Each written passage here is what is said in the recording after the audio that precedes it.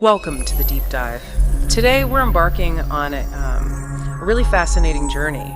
We're looking into one of the most fundamental challenges, really, for any learning system, biological, artificial, you name it. Right. It's about how we connect an action with its consequence, especially when that consequence arrives much, much later. Yeah, that delays the whole problem. Exactly. So imagine you're a student, right? Mhm. You're studying diligently for weeks, poring over textbooks, trying, every technique in the book, spaced repetition, group sessions, maybe even some late night cramming. We've all been there. Mhm. The final exam goes. Then weeks later, that grade lands in your inbox, and hey, it's a fantastic score. Great news.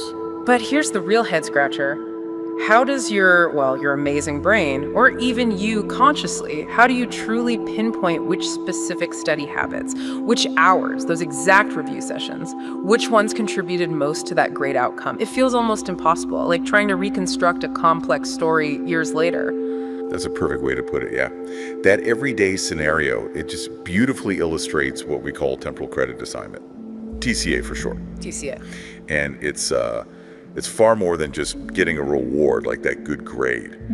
It's this really intricate process, figuring out what to reward, when that specific action happened, and crucially, how to effectively reinforce it, especially, across a significant time gap. And it's not just us humans wrestling with this. Not at all. As you said, it's a fundamental hurdle for any intelligent system trying to learn from its past experiences, from the simplest organism all the way up to the most sophisticated AI. So that's our central mission for this deep dive then. How do both our, incredibly complex biological brains and cutting-edge AI systems manage to solve this, what did you call it, this long horizon bookkeeping problem, especially when the feedback, the reward, is sparse or really delayed? It seems like an almost impossible task, doesn't it? It really does. To make it maybe even more concrete, let's think about something lots of us can relate to: dog training. Ah, yes, good example. Yeah. Okay, picture this. You tell your dog sit. After a few seconds, maybe some sniffing around, they finally plant their rear on the ground. Then you reach into your pocket, fumble for a treat, and maybe several seconds after they actually sat, you deliver the reward. Okay, I can see the delay happening there. So what do you think the dog is actually learning in that moment? Is the treat really for sitting? Or was it for, I don't know, that little bark it let out right before the treat arrived, or wagging its tail, or maybe just looking away distractedly? That delay, even just a few seconds, makes assigning credit incredibly difficult for the animal. Right, and anyone who's tried training a dog knows you can't just wait it out like that. It doesn't work well. So what's the common trick? What do trainers actually do about this? Yeah, they use what's called a marker signal. The most famous one is probably the clicker, right? Clicker, sure, click. Exactly. Or it could just be immediate, enthusiastic verbal praise, like the instant the dog's rear touched the ground, click. Or a really bright, good set. Ah, okay, so it's immediate. That's the key. This immediate, precise feedback acts as a crucial bridge. It's a quick, unambiguous signal the dog can instantly associate with the correct action, the sitting.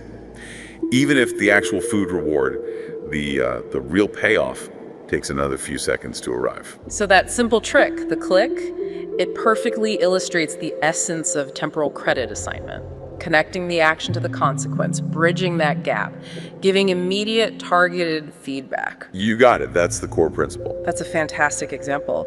And what we're going to uncover in this deep dive is truly fascinating. It turns out both brains and AI have kind of independently evolved or developed strikingly similar strategies to solve this exact problem. It's a remarkable convergence. We'll journey through the brain's sometimes mysterious dopamine signals, its incredible memory replay mechanisms like dreaming almost, and its clever hierarchical ways of organizing thoughts and actions. Yeah, breaking big problems down. Then we'll pivot.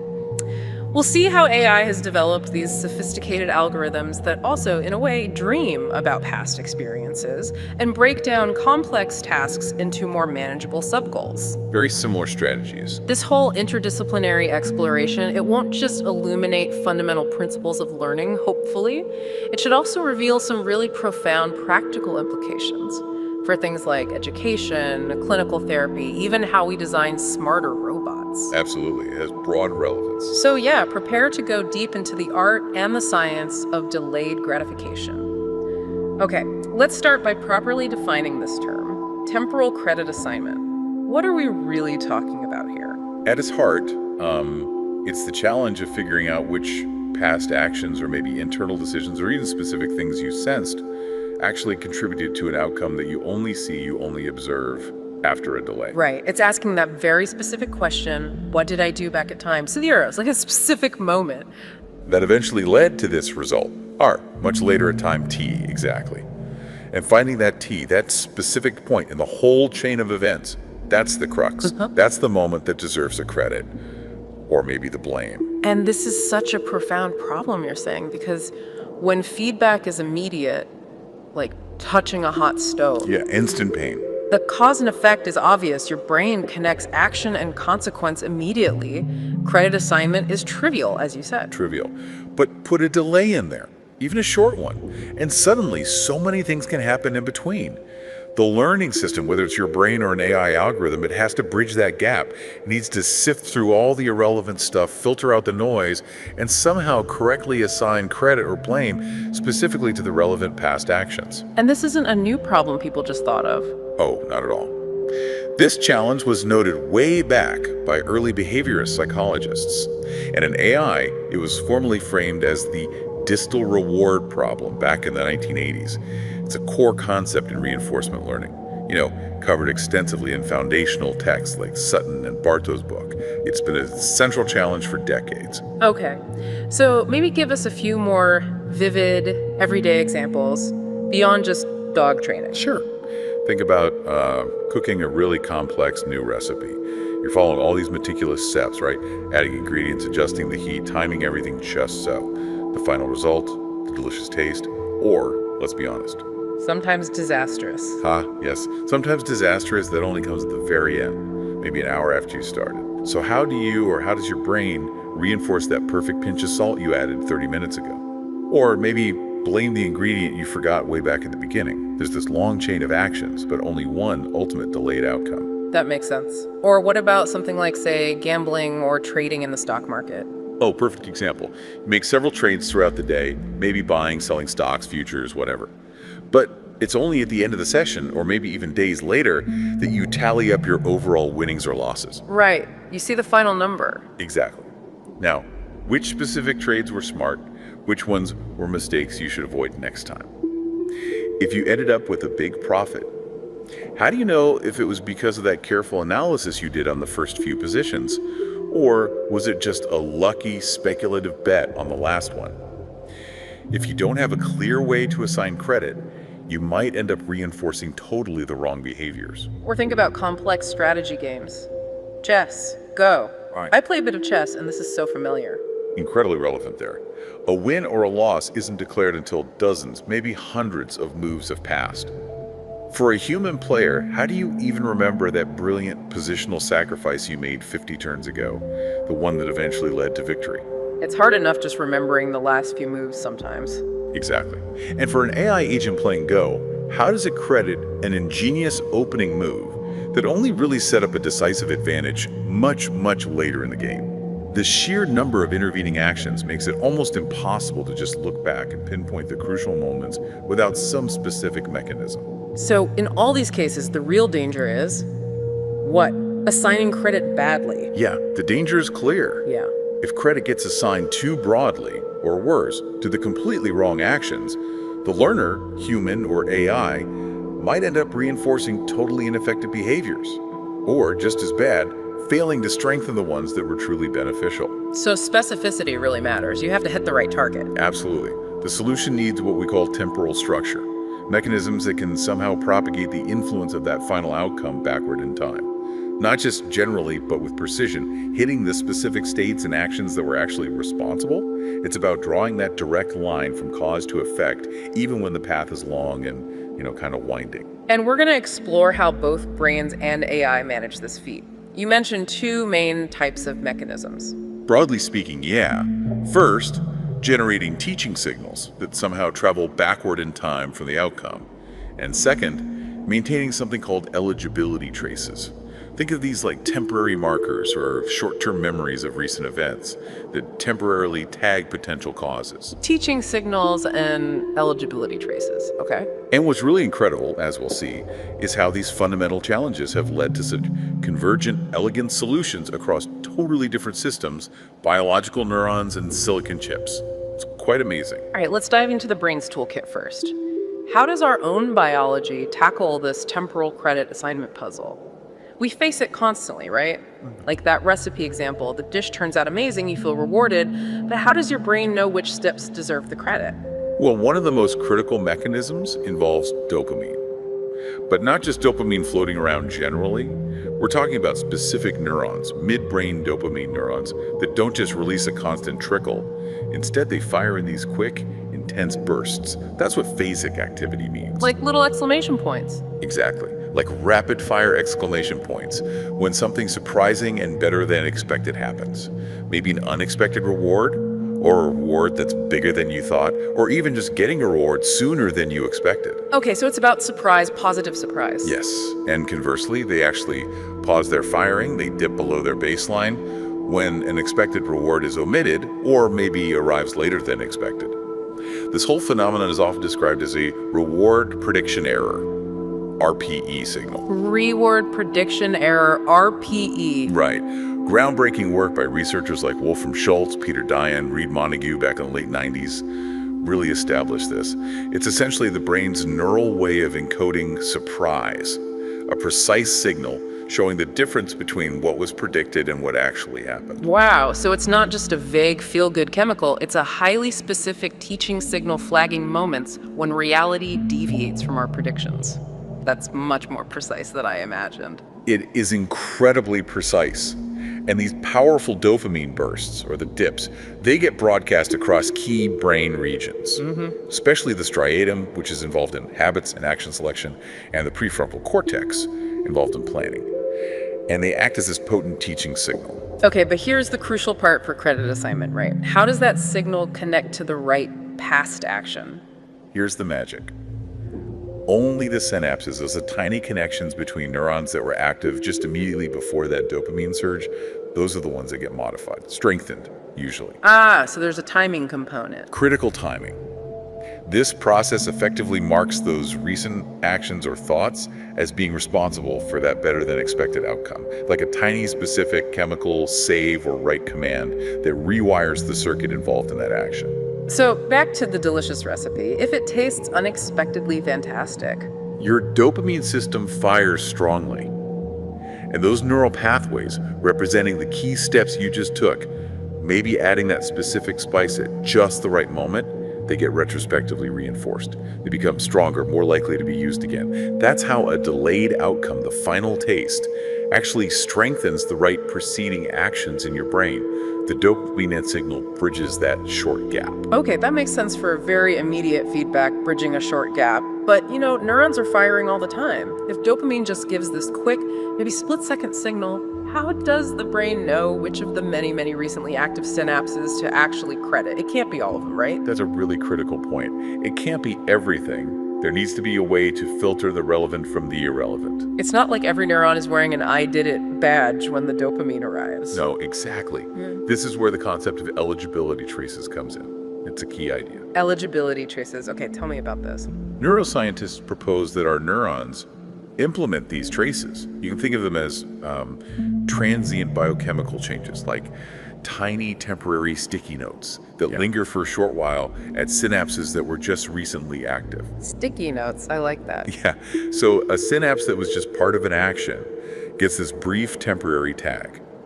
Now, if a dopamine reward signal arrives while that tag is still there within that time window. How long is that window, roughly? Well, it varies, but research like from Yagishita and colleagues in 2014 suggests that in some key areas like the striatum, it might only be about 1 to 2 seconds, maybe a bit longer in other areas. Okay, so pretty short. Relatively short, yes.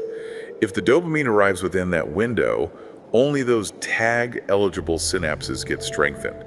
They undergo what neuroscientists call long-term potentiation, or LTP. The connection actually becomes physically more efficient, more powerful. And if the dopamine arrives too late, after the sticky note falls off, then no lasting learning occurs for that specific synapse from that dopamine signal. the moment has passed. The eligibility is faded. So it's this elegant tag and capture system. Neural activity first tags the synapse, makes it eligible. And then, if the reward signal, the dopamine, comes quickly enough, it captures that tag, locking in the chain. Precisely. Tag and capture. And this time-limited system, these short traces, that helps explain why animals, and maybe us too, often struggle to learn from rewards delayed by more than a few seconds. Unless, other mechanisms kick in. Exactly. It's remarkably efficient for connecting immediate cause and effect, but it has its limits for longer delays. So for those longer delays, outcomes minutes, hours, even days away, the brain needs something more sophisticated than just sticky notes. You mentioned the hippocampus earlier. Yes.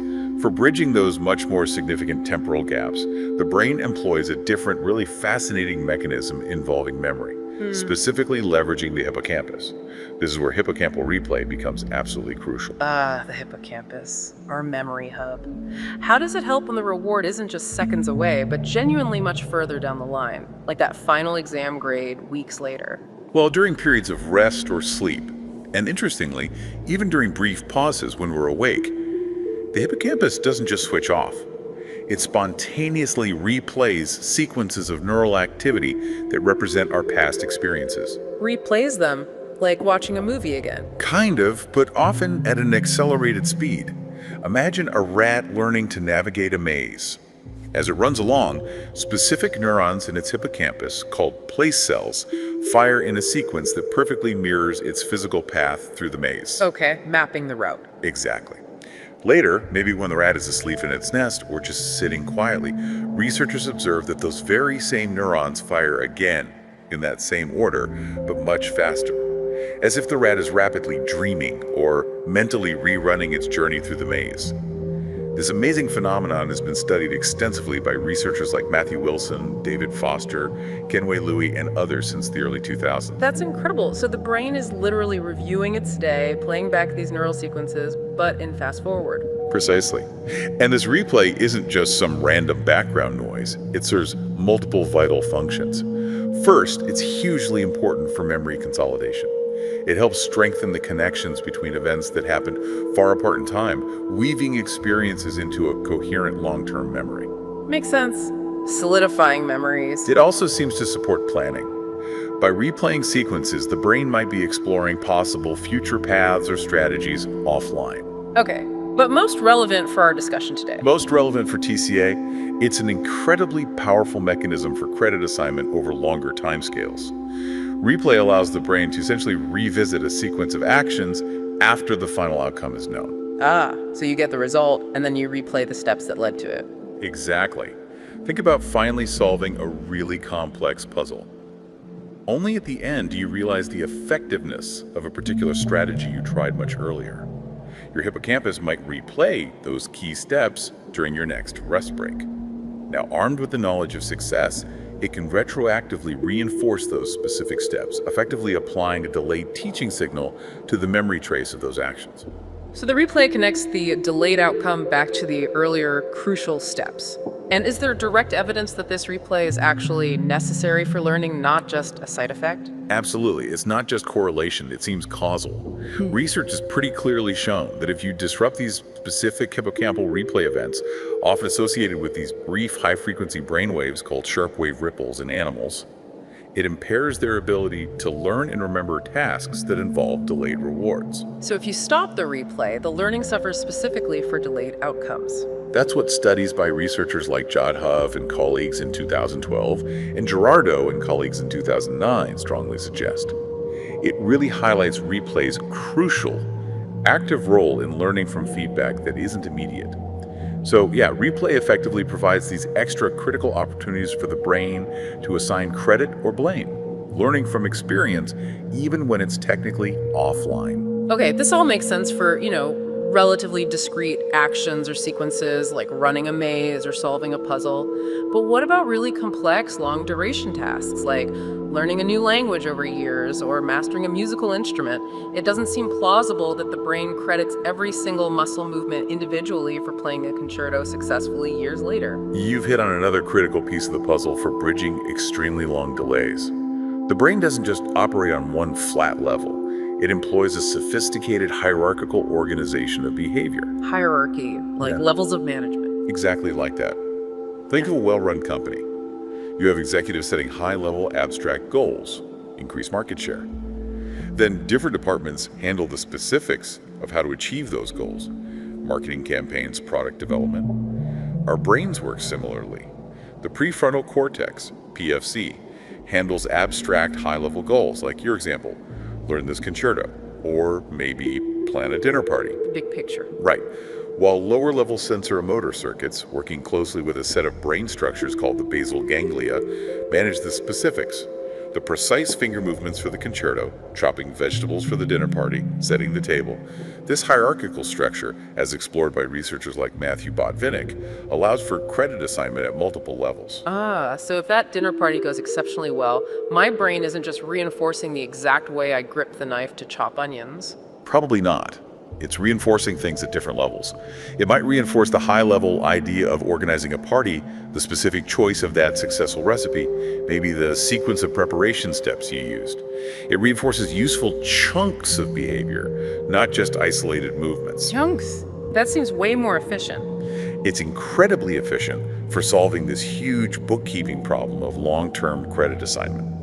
Instead of trying to credit every single primitive action over hours or days, the brain reinforces entire chunks or subroutines. Neuroscientists like Anne Graybiel and her team have observed this. A rat learning a complex maze might develop a reliable go-to-the-feeder subroutine. Like a macro in programming. Exactly. If this module, this chunk, consistently leads to reward, the basal ganglia can reinforce the entire module as a single unit. This drastically simplifies credit assignment. It creates the whole subroutine as one higher-level action. And this aligns beautifully with theories in AI called hierarchical reinforcement learning, suggesting these brain circuits are perfectly suited for learning these nested structures. So the brain is smart about it. It abstracts. It learns chunks to simplify the bookkeeping. It has to manage the complexity. But, it's important to acknowledge, even with all these amazing tools, dopamine, eligibility traces, replay, hierarchy, the brain isn't foolproof. Dopamine signals can be noisy, influenced by mood or context. Eligibility traces are typically brief. Keeping them active longer would be metabolically very expensive. Right. Can't have sticky notes everywhere forever. Exactly. And replay can only sample a fraction of our vast experiences, often prioritizing salient or recent events. So for really long-term goals like career planning, saving for retirement, we humans often rely on more explicit, conscious cognitive strategies. We set reminders, make lists, use reasoning to consciously link actions to distant outcomes. Because pure subconscious credit assignment via these mechanisms likely falls short over years or decades. We need our conscious brains to help bridge those massive gaps. We do. Yet these integrated biological mechanisms are incredibly powerful. They enable animals, including us, to learn remarkably complex long-chain behaviors, from a bird building an intricate nest over days to a person mastering that piano concerto over months or years. They are some of the brain's most potent solutions to this seemingly impossible problem of delayed gratification. Okay, so we've explored the brain's incredible biological solutions honed over millennia. Now, let's pivot. Let's cross over to the world of artificial intelligence.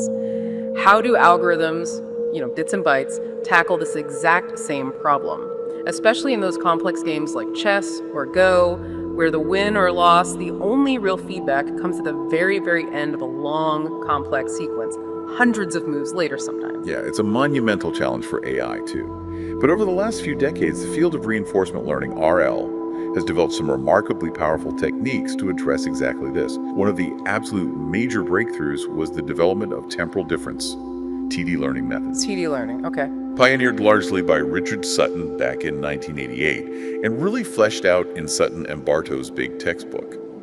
The key idea is, unlike earlier methods that literally had to wait until the very end of an episode, play the entire game of chess before learning anything. Which sounds incredibly inefficient. Totally inefficient. TD learning instead updates its value estimates after every single step. It does this by bootstrapping from the estimated value of the next step. Bootstrapping? What does that mean in practice? Pulling yourself up by your bootstraps? Kind of. Imagine you're trying to estimate how good your current situation is, how much future reward you'll get. Instead of waiting to see the final total reward, you just take one step, look at the situation you land in, estimate its value, and use that estimate to update the value of the place you just came from. You're constantly refining your estimates based on slightly later estimates. So you don't wait for the final answer. You use intermediate estimates to learn along the way. Exactly. In AI terms, if a certain state, let's call it S0, eventually leads to a reward down the line, TD learning will gradually increase the estimated value of being in S0. And crucially, it also increases the value of the states that reliably led to SU, one step at a time. The final rewards influence gets passed backward, step by step. Like a chain reaction of credit propagating backward. Precisely. Like a daisy chain of credit.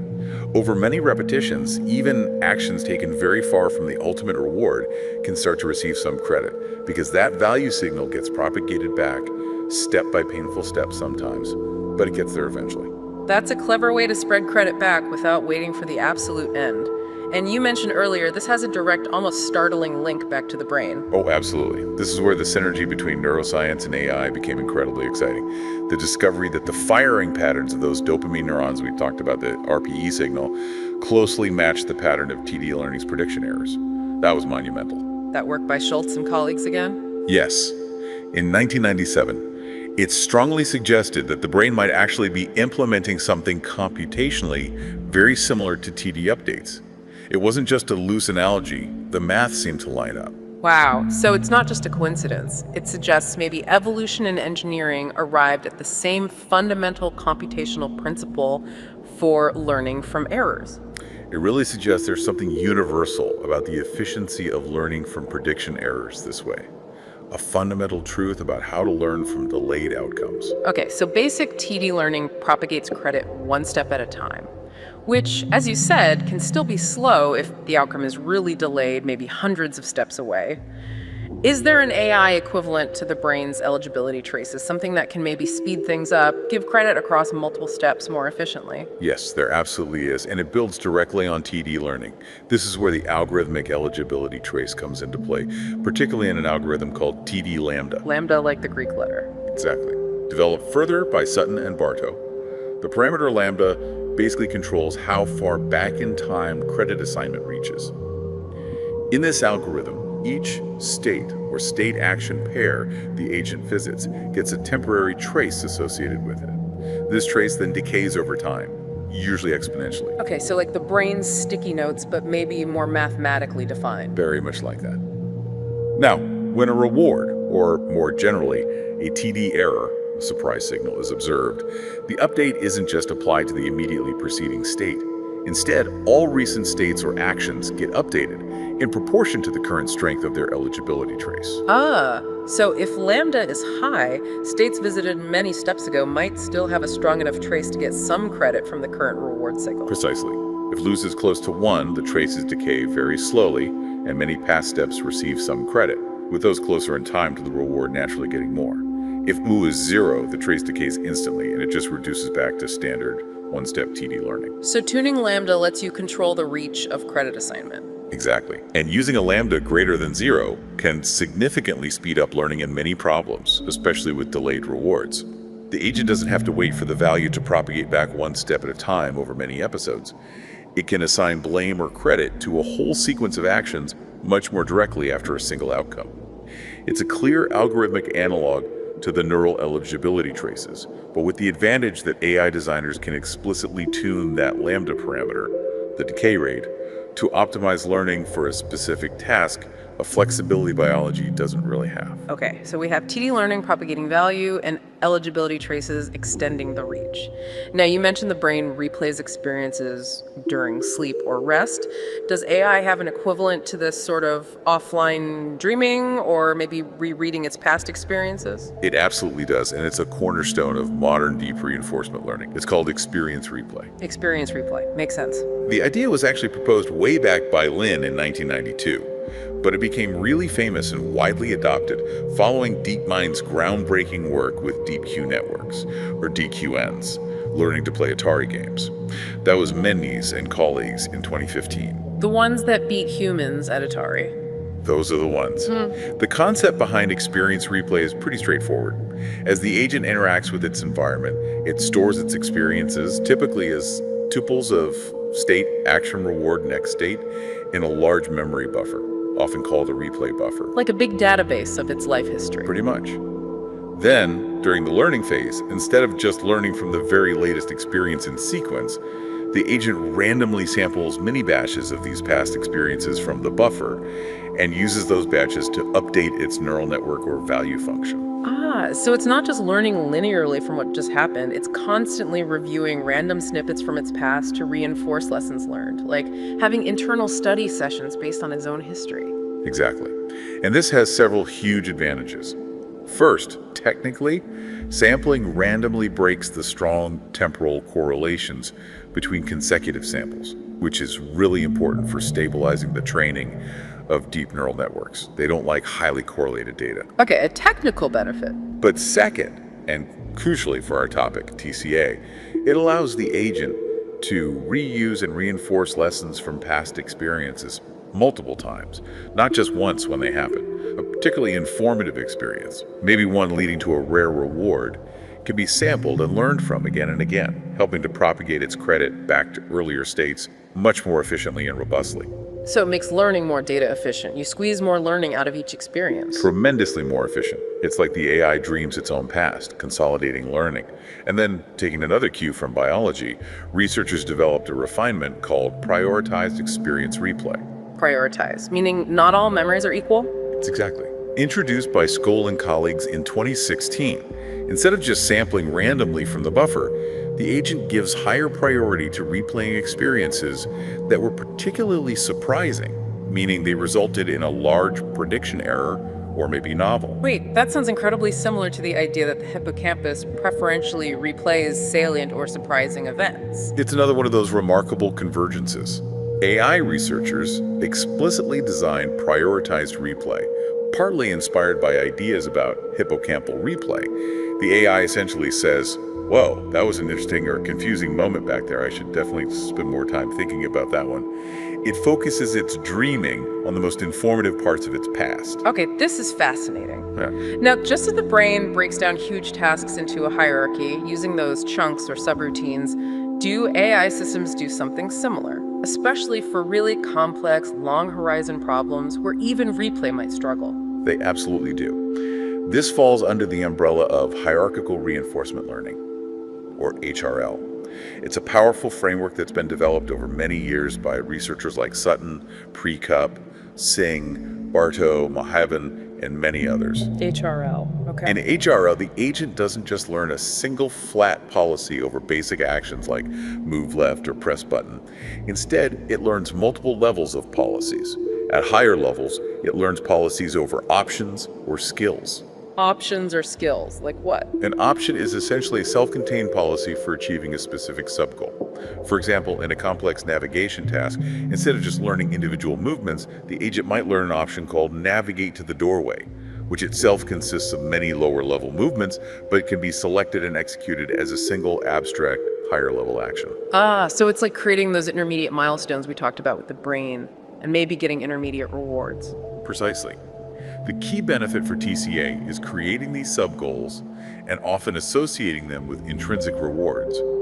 Achieving a sub-goal, like picking up a key in a game, can be rewarded immediately, even if it's just an internal signal from the agent itself, rather than forcing the agent to wait potentially hours for the final overall reward, like unlocking the treasure chest at the end of the level.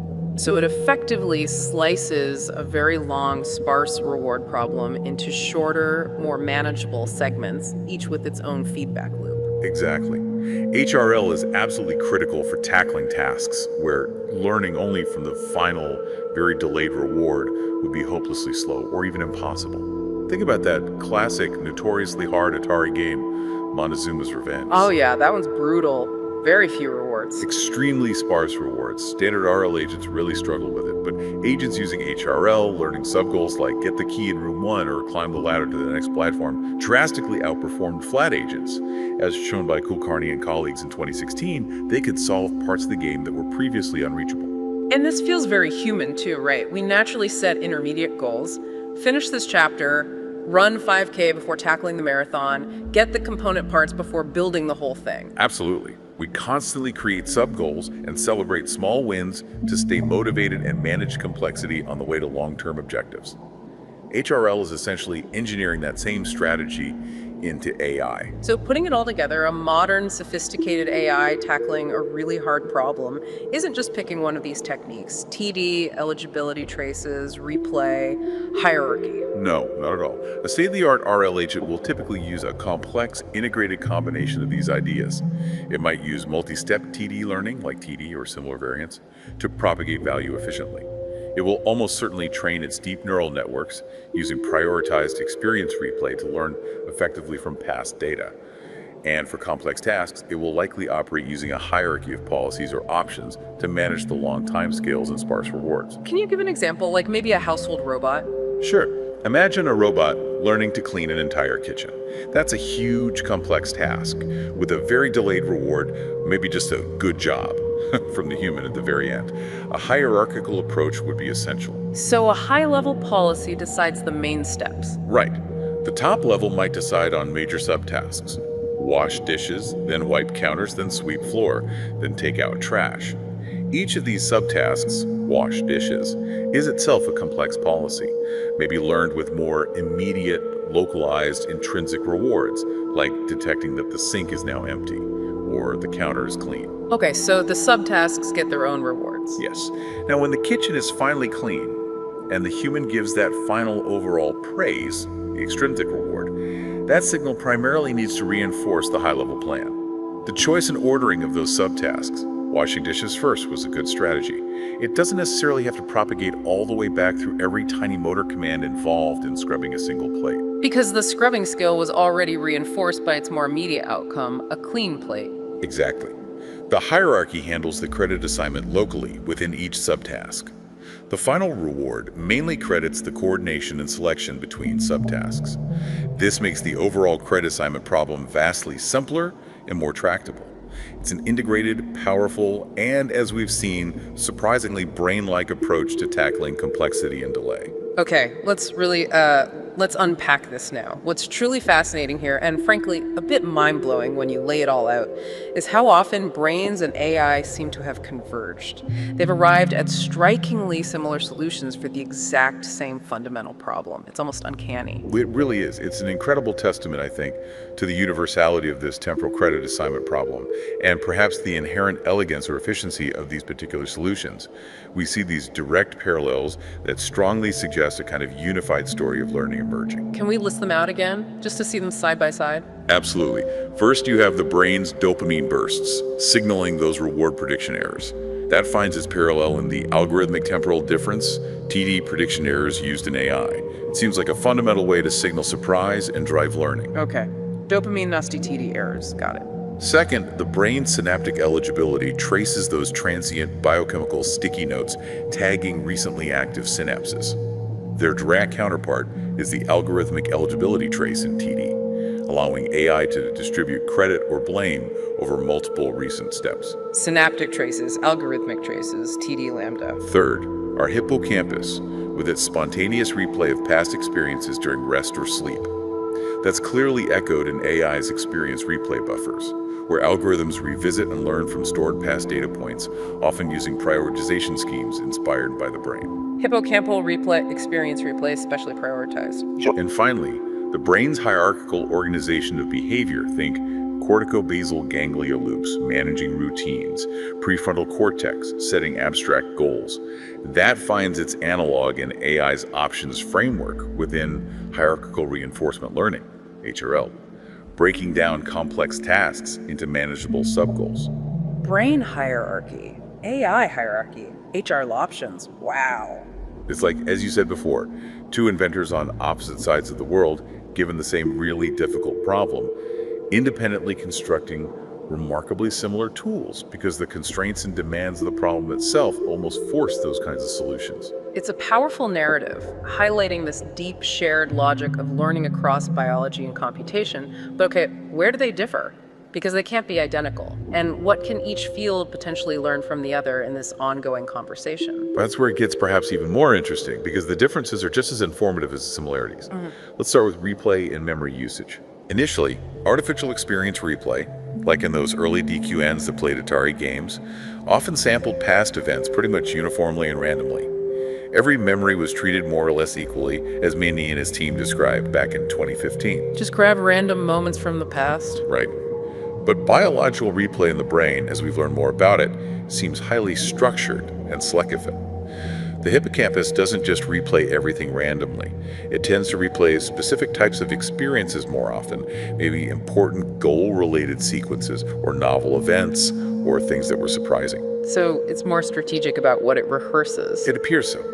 And crucially, the brain can replay sequences forward in time, which seems useful for planning future paths, or backward in time, starting from a reward, which seems particularly vital for reinforcing the preceding actions and assigning credit. Researchers like Pfeiffer and Foster observed this flexibility back in 2013. Backward replay for credit assignment, that makes sense. Did AI pick up on this selectivity? Yes. AI has definitely started to emulate this. Prioritized experience replay, which we mentioned, was a big step, focusing on surprising events. And newer research is actively exploring even more sophisticated brain-like selective replay strategies. But the brain still seems to have an edge, perhaps, in how seamlessly it integrates this replay with model-based evaluation, using replay not just for reinforcing past actions, water-free, but also for simulating future possibilities and understanding the environment's dynamics, model-based. That integration is often less smooth in current AI. Okay, what about differences in temporal scale and sample efficiency? We know the brain's eligibility traces are probably quite brief, lasting seconds maybe, but animals, including us, seem to learn complex things relatively quickly, right? From surprisingly few experiences sometimes. That's a major divergence and a key strength of biology. Animals are often remarkably sample efficient. They don't start from a completely blank slate. They leverage strong inductive biases, built-in assumptions, and knowledge honed over millions of years of evolution, plus prior experience, to learn long-horizon tasks with relatively minimal new data. They simply can't afford, in the real world, to rerun an experience thousands or millions of times like an AI can in simulation. So biology is optimized for learning quickly from limited data. AI can often brute force it with massive repetition. Often, yes. Many deep RL agents, especially when trained tabula rasa, require absolutely enormous numbers of trials, millions or even billions of interactions to propagate reward signals back through long delays and discover effective strategies. AI can afford this brute force repetition in simulation, but biology had to find shortcuts and rely on prior structure. But they both still struggle with extremely long delays, right? Beyond these mechanisms. Absolutely. That's a shared challenge. Both biological systems and AI agents genuinely struggle when rewards are extremely delayed, far beyond the reach of typical eligibility traces or standard replay mechanisms. Humans, as we noted, need explicit cognitive strategies, reminders, planning, reasoning for outcomes hours, days, or years later. Pure model-free RL often completely fails in very sparse reward scenarios, without careful engineering like reward shaping or curriculum learning to provide intermediate signals. This brings up an important validation point. What happens if you experimentally remove or disable these mechanisms? In both brains and AI, if you take away these crucial credit assignment tools, does the learning ability just collapse? That's exactly what the evidence from ablation studies where you selectively remove or disable a component, strongly suggests in both domains. It provides powerful empirical support for the necessity of these mechanisms. For example, if you pharmacologically block dopamine signaling in animals, they often become profoundly impaired at learning from rewards. They fail to associate actions with outcomes. Classic work by Schultz and Dickinson around 2000 showed this clearly. It cripples their ability to assign credit. Okay, so blocking dopamine breaks reward learning. What about replay? Similarly, if you experimentally prevent hippocampal replay, for instance, by detecting and silencing those sharp wave ripples we discussed, studies like the one by Girardeau and colleagues in 2009 showed that animals have significant deficits in consolidating learning, specifically for tasks that involve delayed rewards. Learning simple, immediate reward tasks might be fine, but learning across a delay suffers. These aren't just theoretical ideas, they're biologically vital mechanisms. And in the AI world, if you take out the equivalent algorithmic pieces, same kind of breakdown. The results are strikingly parallel. If you take a sophisticated RL agent and forbid it from using an experience replay buffer, or force it to use only one-step TD updates, effectively setting O to 0, its ability to learn from delayed outcomes often plummets. On complex tasks, it might fail to learn anything meaningful at all. And hierarchy. Same story. If you remove the hierarchical structure from very long, complex tasks forcing either an AI agent or even a human participant to learn one long, flat sequence of actions with no sub-goals, learning often becomes incredibly slow or simply impossible within a reasonable time frame. But crucially, if you then add intermediate structure, provide sub-goals or shaping rewards, learning often becomes feasible again. That study by Kulkarni et al. In 2016 on Montezuma's Revenge is a perfect example. The hierarchical agent succeeded where the flat agent failed. So these parallel failures upon removal strongly suggest that both brains and successful AI systems haven't just coincidentally adopted these strategies. They've converged on them at a fundamental necessity. The problem of learning from delayed consequences almost dictates these types of solutions. I think that's a very fair conclusion. Brains and AI converge on these core TCA ideas because they are fundamental computational solutions to the problem. However, as we discussed, nature's solutions are deeply embedded, context-dependent, integrated seamlessly with emotion, motivation, vast prior knowledge. AI solutions, while inspired by biology and incredibly powerful, are often more modular, explicitly engineered, and frequently rely on massive amounts of data or simulation. Each approach, therefore, continues to offer profound lessons to the other, driving this incredibly rich cross-pollination of ideas between neuroscience and artificial intelligence. So let's bring this home. What does all this mean for us, for the listener? How does understanding this deep dive into temporal credit assignment translate into, practical guidance for daily life, for how we learn, maybe how we teach our kids, or even train ourselves? This isn't just theory, right? It has real-world impact. Oh, absolutely. It's far from just academic. Understanding TCA profoundly informs how we design effective teaching methods, how we approach training, and generally how we can successfully shape behavior in ourselves and others. Let's start with education and training. You mentioned the students studying for weeks for one exam. That seems like a classic TCA challenge. It really is. How do you ensure the student's brain effectively credits the good study strategies, the ones that actually lead to learning, and not the ineffective ones that might feel productive but achieve little? That single distant exam score makes it hard. It's tough to know which specific hour spent staring at flashcards was the money hour and which was just staring. Exactly. This is why learning science, informed by these principles, heavily emphasizes the importance of timely feedback and breaking down learning into stages with intermediate assessments. So not just the final exam. Right. Take spaced practice, for instance. Research, like Kang's review in 2016, shows that spacing out study sessions and, crucially, incorporating retrieval practice like quizzes, forces the brain to revisit material and get feedback multiple times. This repeatedly strengthens the right associations, far better than one massive cramming session before a distant test. Getting that feedback loop running more often. Precisely. Similarly, using frequent, low-stakes quizzes with prompt feedback acts, like those dopamine signals or TD errors. They guide students on what's working and what isn't while they're learning, allowing their brains to properly credit the effective study behaviors closer to when they happen. It aligns perfectly with the need for eligibility traces to be active when feedback arrives. As the behaviorist B.F. Skinner argued decades ago, immediate reinforcement is key. So giving a kid a sticker for finishing one tricky math problem isn't just silly positive reinforcement. It's actually leveraging TCA, providing an immediate signal to credit the effort or strategy used for that problem, helping build towards passing the whole course. That's a great way to think about it. Those immediate specific rewards, even if small, are precisely what allows the brain's learning mechanisms to operate effectively, building the complex long-term habits needed for the ultimate delayed goal. It's about providing those necessary mile markers during the marathon, not just waiting for the finish line. Breaking big goals into smaller, assessed milestones keeps motivation up and helps the brain's credit assignment machinery work properly. Okay, that makes a lot of sense for education. What about therapeutic behavior change? This feels like another prime area where TCA is critical.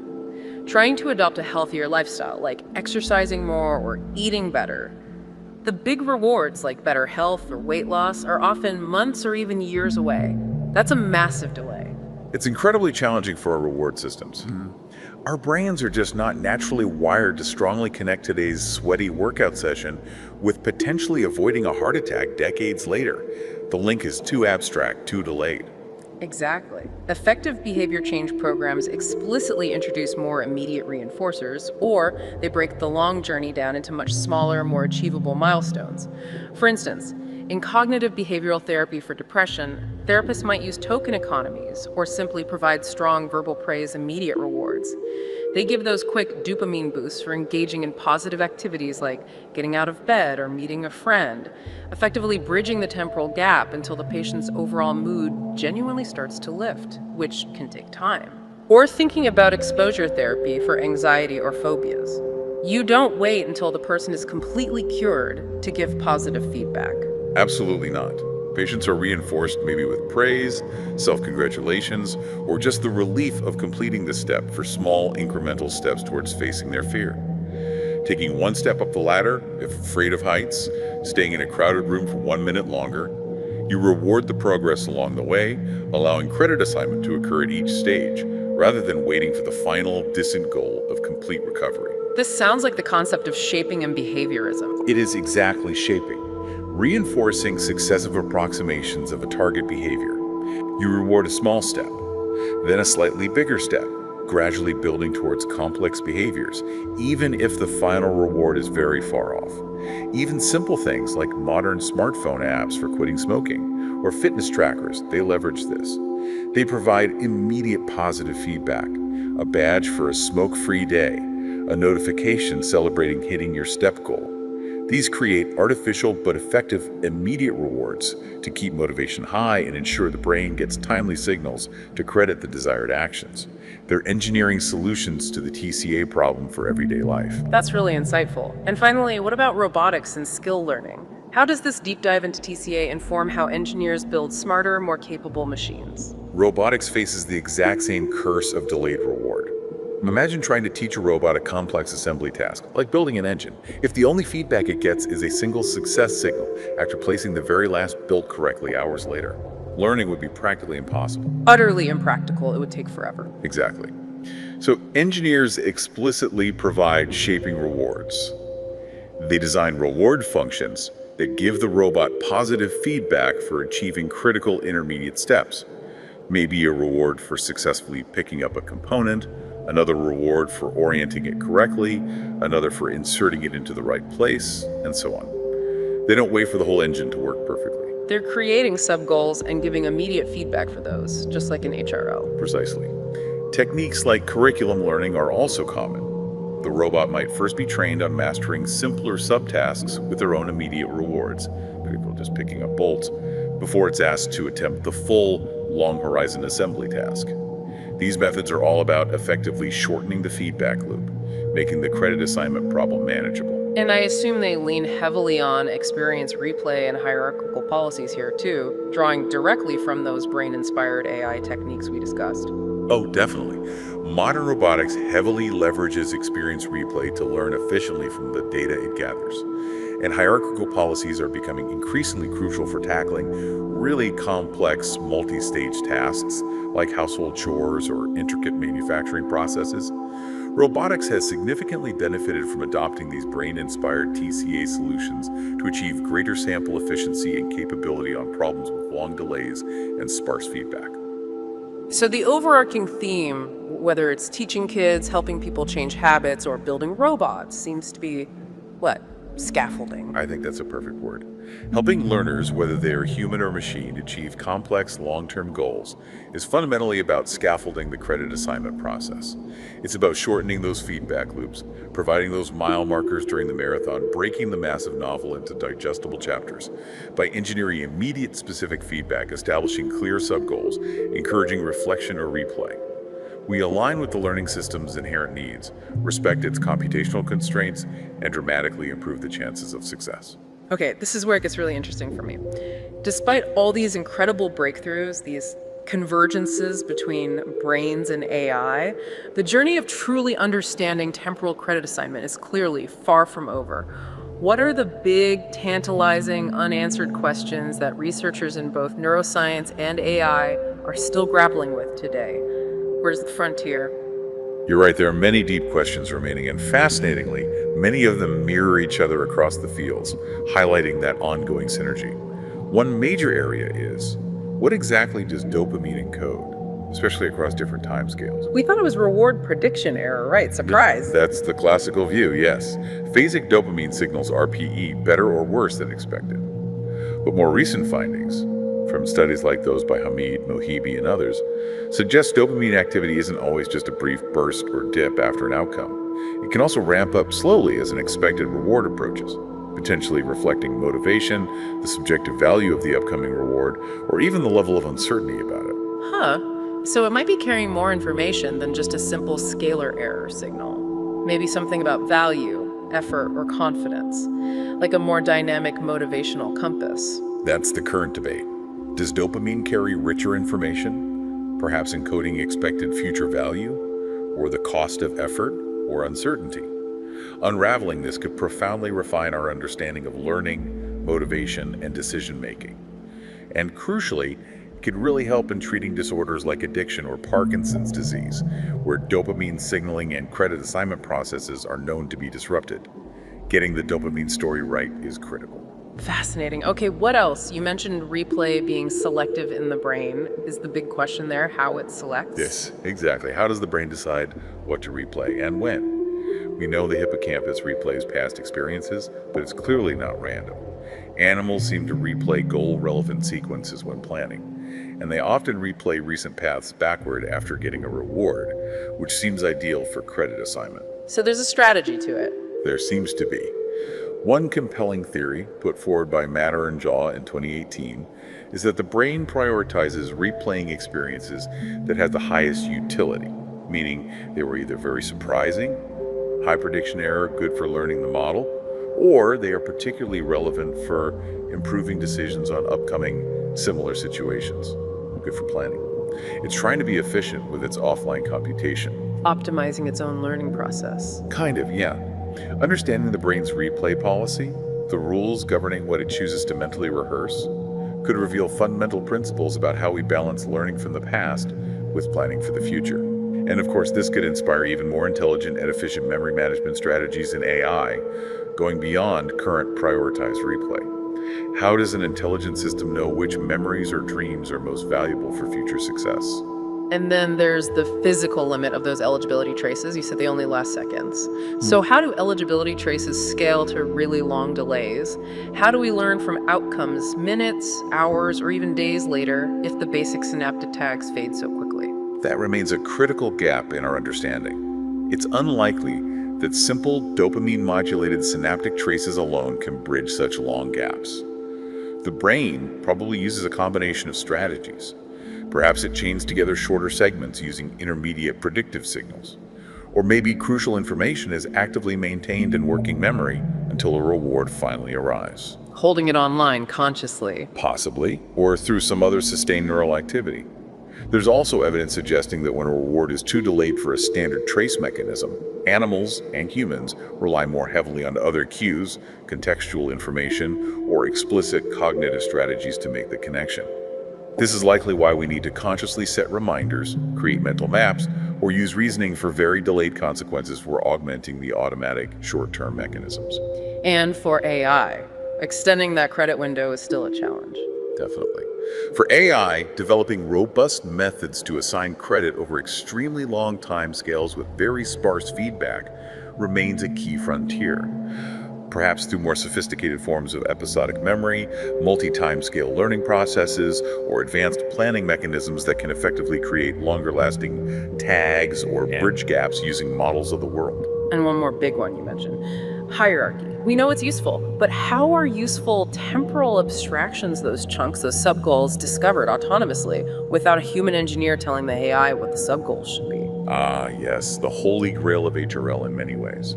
Both brains and AI clearly benefit enormously from breaking tasks down, But how are these subtasks or options identified in the first place without explicit instruction? Humans and animals seem to learn useful routines and subgoals through natural exploration, play, maybe observing others, somehow identifying natural breakpoints or bottlenecks in tasks. But AI usually needs them hand-fed. Historically, yes. Most successful HRL applications still rely on human designers specifying the subgoals or the option set. There has been progress on algorithms that can learn options automatically, like the option critic architecture developed by Bacon and colleagues in 2017, which tries to learn both the options and the policy over options simultaneously. But a truly general, robust solution for agents to just invent their own useful temporal abstractions in complex environments remains largely elusive. If we could crack that. If we could truly understand how the brain identifies and reinforces meaningful subactions, forming those reusable chunks of behavior from raw experience, it could revolutionize AI. It could lead to genuinely lifelong learning agents that can autonomously organize their knowledge and skills into hierarchies, allowing them to learn much more complex things much more quickly in truly open-ended ways. Wow, these questions really paint a picture of a field that's incredibly dynamic, with neuroscience and AI constantly pushing each other forward. And the potential implications if we make progress on these fronts, they seem huge. They really are. These aren't just abstract theoretical puzzles. Answering them points directly toward potentially transformative practical innovations.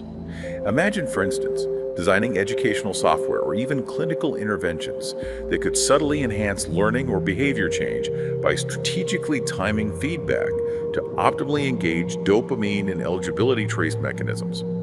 Or think about therapies for addiction or impulsivity that can help retrain faulty credit assignment circuits. Or on the AI side.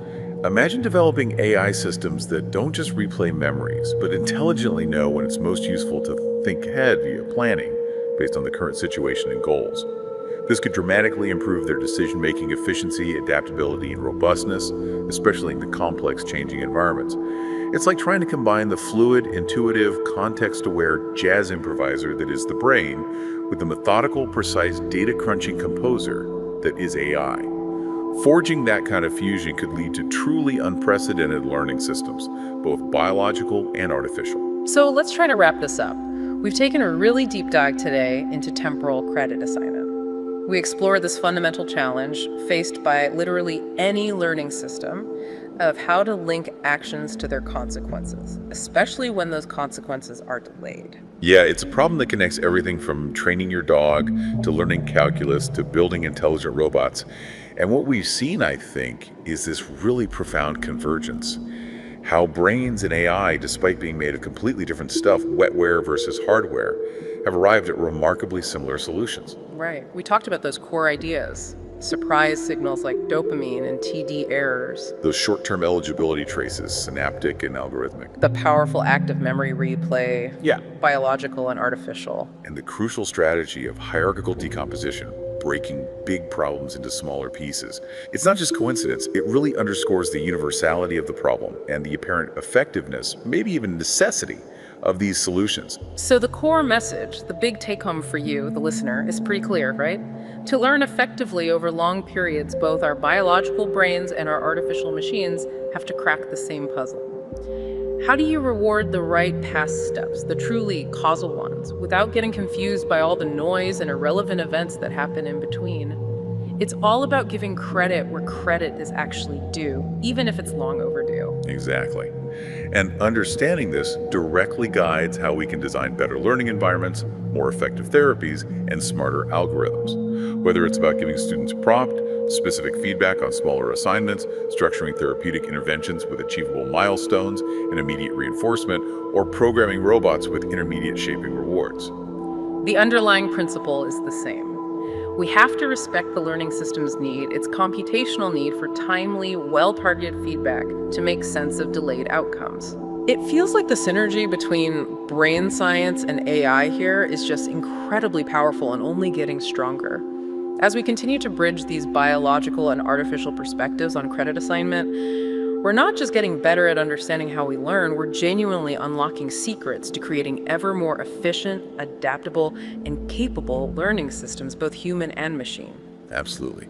Imagine a future where education, therapy, skill training, and even the AI helpers in our lives are all designed with these deep principles of temporal credit assignment explicitly in mind, all benefiting from the same profound insight: the critical importance of giving credit where it's due, especially when it comes very, very late.